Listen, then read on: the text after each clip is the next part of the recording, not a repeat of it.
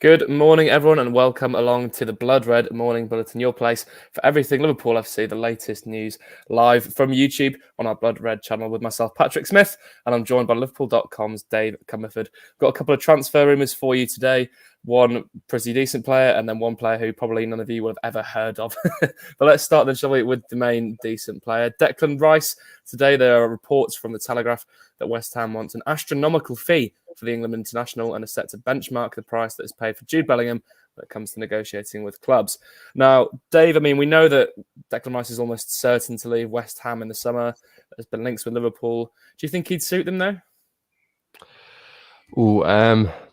It's tricky. I first of all, I think he's a brilliant player. I remember when he sort of first emerged at West Ham. I wasn't maybe as sure, but certainly watching him over the years, he's just sort of grown all the time. And I think, Liverpool have this really tough but kind of intriguing dilemma with the number 6 position. A lot of the links that we're seeing are to kind of more number 8 players. And does that suggest that Liverpool are going to maybe take more of a risk in terms of backing Fabinho to kind of recover his form? And that would be a gamble. That would be pretty bold. I personally would rather Liverpool bring someone in who can kind of compete with them a bit more. And I know Stefan Bajcetic is there, but is he sort of ready to play that role? Maybe not. So I think Liverpool need to strengthen there. I think, obviously in an ideal world, you've got almost an unlimited budget.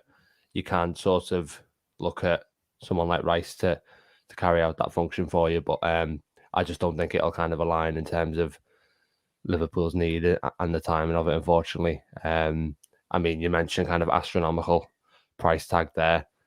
I think Sky Sports said in a different report that it was going to be 120 million if you were a Champions League club. Obviously, Liverpool still want to be that next season.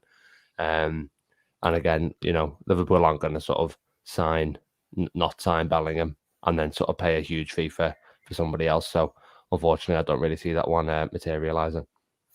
Yeah, I think that's spot on.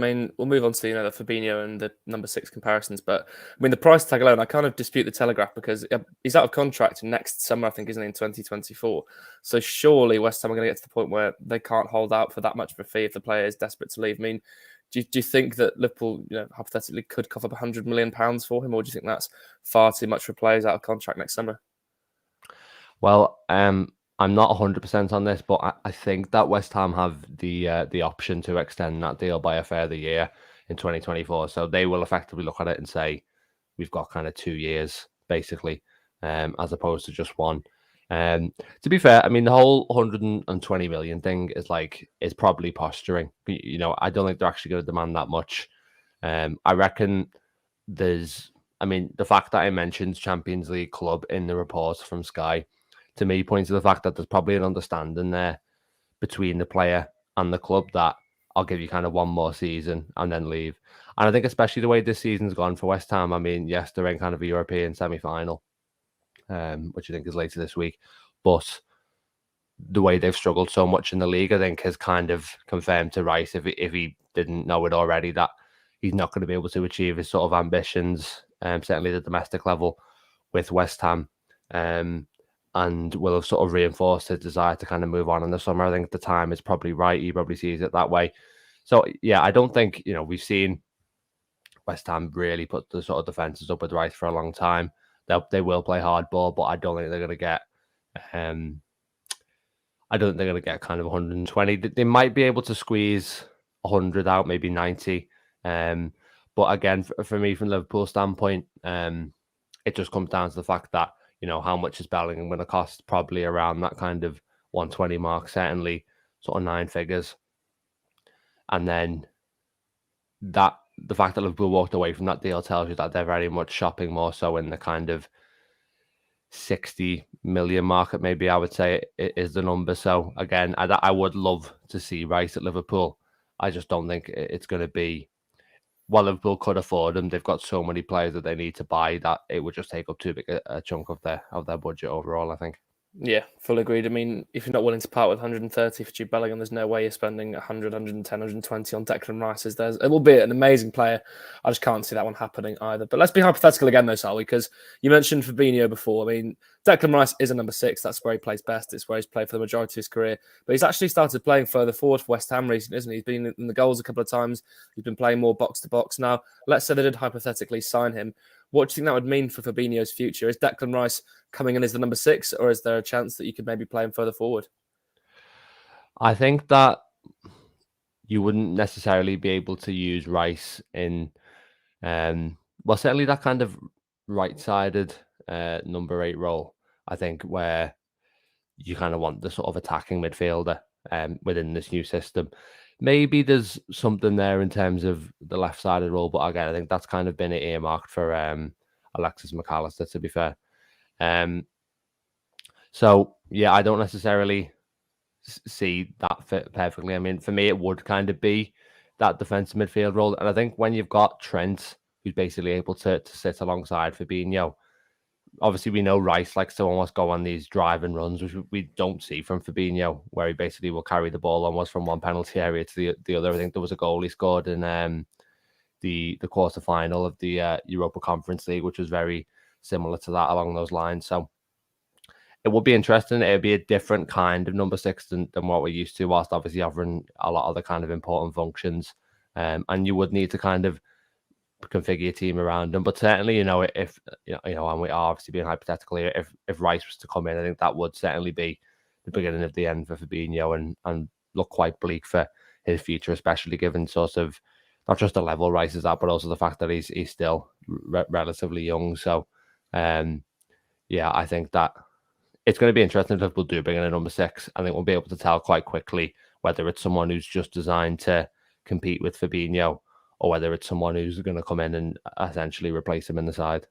Yeah, absolutely. I mean, even being hypothetical again here, as happened for most of this episode, I think Declan Rice is one of those, if Liverpool were to sign a player of that profile, maybe not Rice himself, it also opens the option to play as a 2 in midfield, because I feel like he can, carry out the sort of 6/8 role that you'd need in a 2-man midfield rather than a 3-man one. But it's an interesting one, certainly.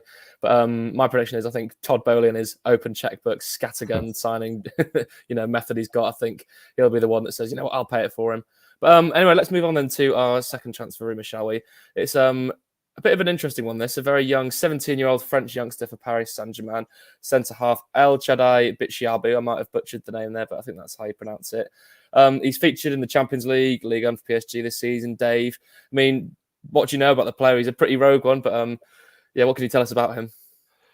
Well, my sort of, starting point with him would be that Champions League game, I suppose. I remember watching it, PSG away to Bayern Munich in the last 16 second leg, and I think Mukiele was injured, and Bitshiabu came on at half time, and it was just sort of stunning to see a team who was kind of down in the tie, bringing on, kind of throwing on the 17-year-old defender, and I think he did actually make a mistake. I think he played a pass to Verratti that was a little bit short, and then landed PSG in trouble, and Bayern went on to score. But you're not going to kind of blame certainly a 17-year-old player for making a mistake on that stage, especially when you've just kind of thrown him in out the cold. But it's an interesting one because I think he's made 14 appearances for PSG's first team this season as a 17-year-old. Given the caliber of player that they have, that's obviously really impressive. But I suppose the reason that we're seeing all these rumours is, does he think the pathway is there basically to the kind of role he wants at PSG, given that the kind of money that they're going to spend on players.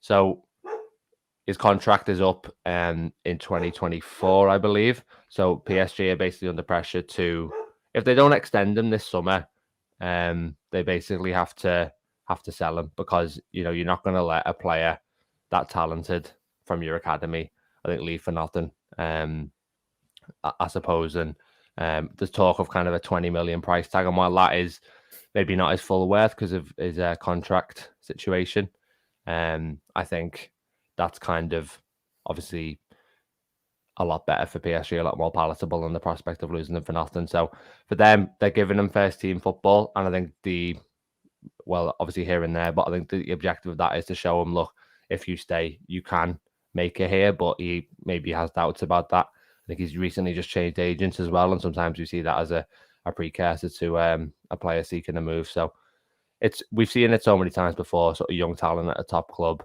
wants to leave, the club's trying to keep him, but he sort of maybe sees a better opportunity elsewhere. My concern, just from the Liverpool standpoint on this, is I think a centre back is needed this summer, but it needs to be someone who's more ready to kind of compete for that first team role. And a 17-year-old, as much as he has shown a lot of promise, is probably a little bit it's probably too early in his development to ask him to do that, really. So I think Liverpool need someone who's a little bit more established. It doesn't need to be someone who's kind of in their mid-20s or anything like that, but it needs to be someone with a bit more experience at that top level for me. Yeah, I agree myself. I mean, as much as I think a young centre-back may be the way to go if they're going to come in as a second, third, fourth choice, I think that's 17's far too young.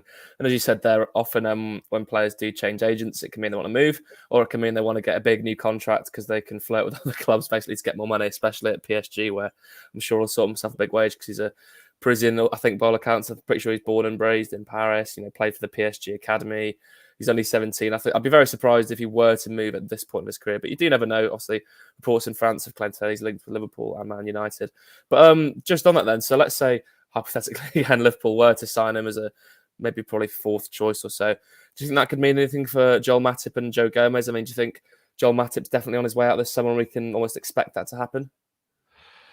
I think there's been certainly quite a bit of talk about that. And I don't think it was that long ago that Gomez signed a new deal. So Matip, who's obviously expiring in 2024, I think is the more likely candidate. I think the fact that he's had a poor season as well, not just his fitness issues, but the fact that his form maybe tailing off certainly points to that. But I don't think it's a foregone conclusion. I think it's probably going to be the case that if Matip asks to leave, Liverpool will let him go. And that might be after kind of a frank conversation where he's told that, look, you're going to be playing even less next season than you have this year.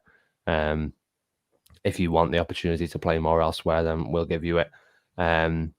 So I think that would maybe be a necessary component of it. I think Liverpool are going to maybe usher him out the door themselves. Obviously Gomez, maybe we'll see a similar situation there, a little bit more valuable. But I think, yeah, certainly it will be, given that most of the funds will be in the midfield, I reckon if there is to be a centre-back arrival, it'll probably happen either after one of the two is sold or after it's kind of clear that one of the two is going to leave. I don't think Liverpool will kind of commit to it without that. Having said that, though, I suppose you do have Nat Phillips there, and again, we'll see Liverpool try and demand sort of 50 and 20 million for him, and clubs, offering 9 or 10, and that kind of cycle repeats itself. Maybe if he goes this summer, maybe if he can sell Reece Williams too for, a few million as well, maybe that gives you a little bit of a budget to play with. But I think if you ask me now, I probably would expect Matip to go, but it's only kind of like 60-40 in terms of confidence levels.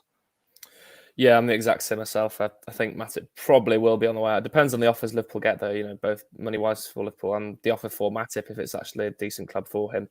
But I think Nat Phillips as well. If they can look to sell Nat Phillips and Reece Williams, which I think they'll try and do again, but albeit you mentioned the sort of merry-go-round with Nat Phillips, I think then I'd be looking to sign maybe a youngster like Bitshiabu. I think he'd be perfect for that sort of maybe fifth choice even. 17-year-old international, but he's not a homegrown player, so that's another problem there. There's lots of problems associated with it, so maybe I think we've talked ourselves out of this transfer room, haven't we? But for now then, we'll wrap it up there. A huge thank you for all of you watching along on the Liverpool.com Facebook or Twitter, and of course the Blood Red YouTube channel. Make sure you like, follow and subscribe to our YouTube channel so you don't miss any of our content, and of course keep up to date with all the written content on Liverpool.com as well from our brilliant writers like Dave. But for now, for myself, Patrick Smith and Dave Comerford, thank you so much for joining us. We'll catch you again soon on the Morning Bulletin.